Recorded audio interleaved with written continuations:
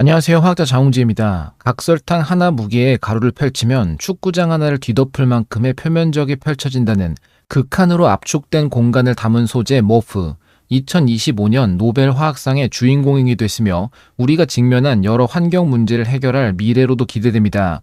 그런데 여기서 궁금증이 생겼습니다. 무엇이든 가둘 수 있고 무엇이든 골격 삼아 쌓아 올릴 수 있는 구조라면 가장 위험한 것을 가두거나 혹은 가장 위험한 것 자체를 쌓아 올리는 방식으로도 사용할 수 있지 않을까요? 인류를 구할 착한 물질이자 망상화학의 핵심 모프를 통해 생각해보는 가장 위험한 모프를 설계하는 망상 이야기입니다. 이 모든 이야기의 시작은 2026년 6월 방영되었던 EBS 취미는 과학의 모프에 대한 영상에서 시작됩니다. 금속 유기 골격체라는 명칭부터 구조와 설계, 활용까지 상세한 이야기가 담겨 있었는데 하나 비밀을 알려드리자면 화학학 채널 주인장도 여기 출연합니다. 모프를 어떻게 사용할지에 대한 상상을 이야기하는 과정에서 아무 생각 없던 저는 불현듯 모프 자체를 폭발물로 구성할 수 있지 않을까 이야기했고 이를 폭발물 보관을 위한 안전한 저장고로 다들 이해했지만 사실 저는 그냥 모프를 터뜨리고 싶던 것뿐이었습니다. 화두는 던져졌으니 조금 더 진지하게 고민해봐야겠죠. 취미는 과학에 대한 사명감을 가지고 AS의 일환으로 이 주제를 조금 더 자세히 소개해보겠습니다. 먼저 모프가 무엇인지 놓치신 분들을 위해 가벼운 복습을 통해 얼마나 중요한 물질인지를 생각하고 가겠습니다. 금속 유기 골격체라는 명칭에서 느껴지듯 금속과 유기물이 뼈대처럼 조립되어 만들어진 신소재입니다. 2023년부터 노벨 화학상 후보로 예측해왔는데 2025년이 되어 수상에 성공했으니 무르익은 연구였던 셈입니다.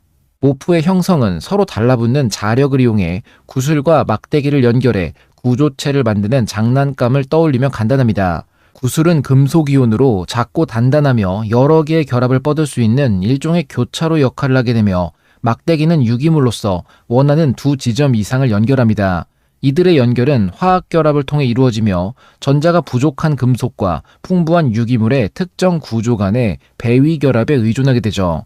결국 간단한 구분이지만 수많은 다양성을 갖는 금속과 유기물이라는 부품들이 화학 결합으로 연결되기만 하면 되니 결과물 또한 다채로울 수밖에 없습니다.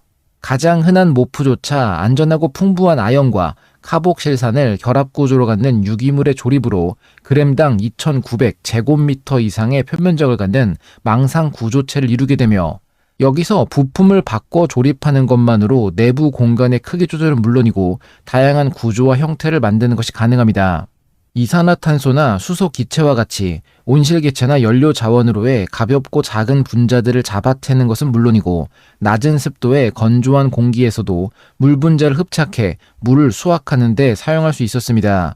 유해 분자인 과불화 화합물을 물로부터 흡착 제거하는 데 사용되기도 하고 폐수에서 희토류 금속을 분리 채굴하는 방식으로도 가능성이 확인되어 모프의 응용 가능성은 우리 생각보다 더 다양합니다. 모프를 구성하는 요소가 간다는 만큼 예상치 못한 곳에서 발견되는 일도 계속되고 있습니다. 수중 토양 속에서 전도성 케이블을 매설해 연결된 형태로 살아가는 케이블 박테리아 전도성 구조의 비밀 역시 니켈과 다이사이올렌 사슬 구조 형태의 1차원 모프였던 것으로 최근 확인되기도 했던 만큼 모프는 단순히 넓고 많은 구멍을 만들어 무언가를 가둬두는 것 이상으로 소재 자체의 특이성에 주목해 볼 만하다는 생각을 지울 수 없습니다. 간단하고 안전한 것부터 생각해보죠. 모프로 이산화탄소를 가둬두듯 위험한 물질을 포획해 안전하게 보관하는 방식이 예민하고 민감한 폭발물에도 사용될 수 있지 않을까요? 대표적인 민감성 폭발물로 나이트로글리세린이 있습니다. 흔들리는 등 물리적인 충격으로도 폭발해 많은 사고를 유발했던 것으로 유명하며 이를 해결해낸 인물이 바로 알프레드 노벨이었죠. 노벨은 규조토라는 규산질에 나이트로글리세린을 흡수시켜 내부 공간에 안전하게 보관하는 방식으로 다이너마이트를 발명했으며 폭발물을 충격이나 마찰, 온도에 비의존적으로 보관하는 둔감 폭약으로 발전해왔습니다.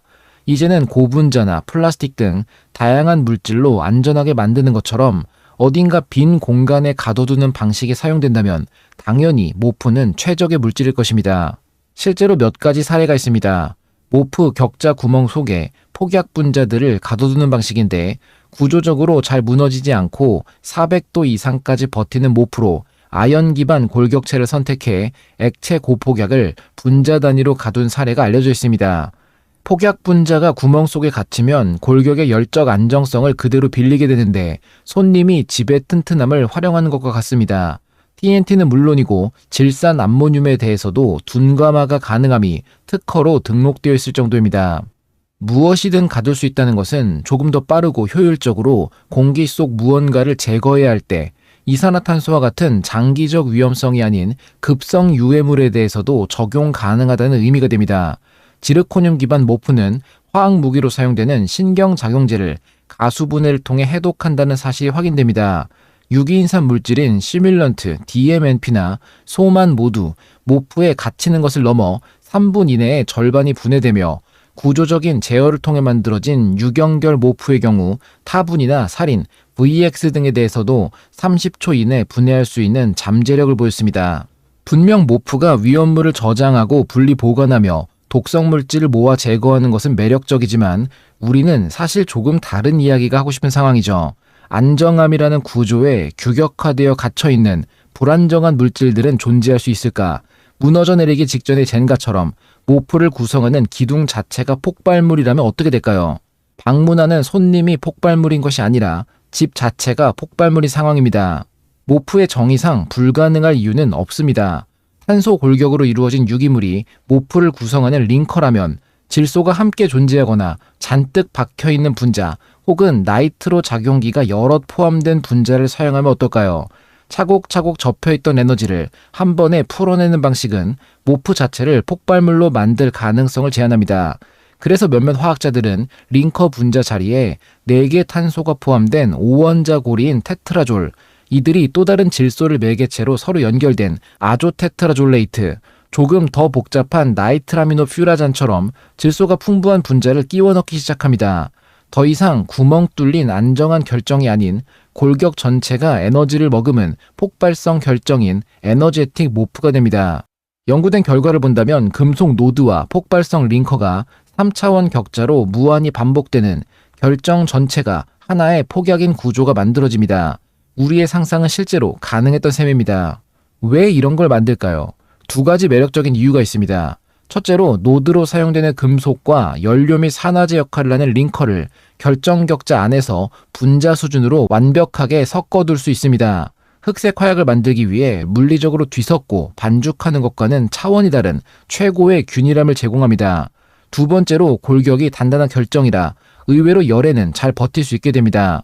에너지는 높지만 기폭 전에는 안정적이라는 폭약 설계자들이 늘 원하는 요소에 가까워집니다. 예전 신소재의 독특한 사용 가능성으로 페로브스카이트에 대한 이야기를 했던 적이 있습니다. 특정한 조성 구성과 결정 구조를 갖는 페로브스카이트 물질들은 태양광 발전이나 LED 등 여러 광전기 분야에 사용되고 있지만 굳이 이를 이용해 기폭제를 만들어냈던 경우를 논의했었죠.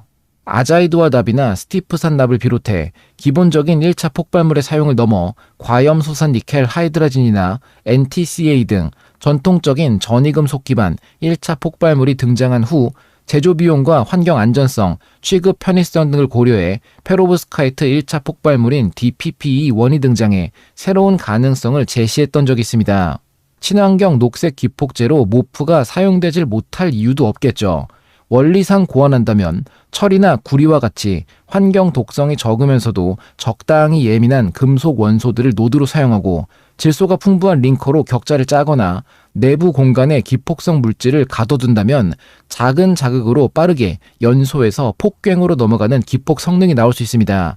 실제로 5나이트로 테트라졸레이트 철 착화합물을 통해 아자이드와 납에 비견되는 기폭력을 가지면서도 납이나 과염소산염이 없는 친환경 1차 금속 기폭제가 구현되었고 구리 기반 모프를 탄화한 후 처리해 정전기에 둔감한 아자이드와 구리 복합체를 넣은 모프 기폭제의 구현도 가능했습니다. 단순히 구리에 암모니아 처리만으로도 변환이 가능하죠.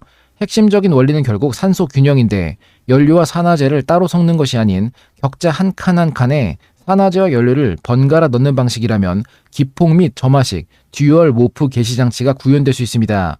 모프의 기본이 구조를 설계해 구축하는 것이었던 만큼 무엇을 어떻게 조합할지는 우리가 얼마든지 조절할 수 있는 모듈식 화학 신소재 개념에 해당합니다. 결론입니다. 금속 노드와 유기 골격의 조합으로 다양한 구조와 표면적 및 특성을 갖는 모프가 만들어졌듯 우리는 마음대로 설계해 특별한 신소재를 탄생시킬 수 있습니다.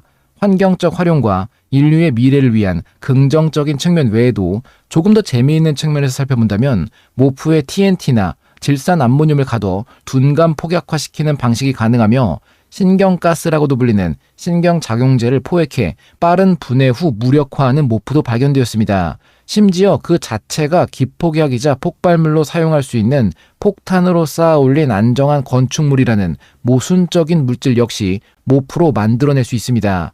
작아 보여도 안에 엄청난 것을 담는 마법사의 가방 같다는 노벨 위원회의 비유는 정확했던 셈입니다.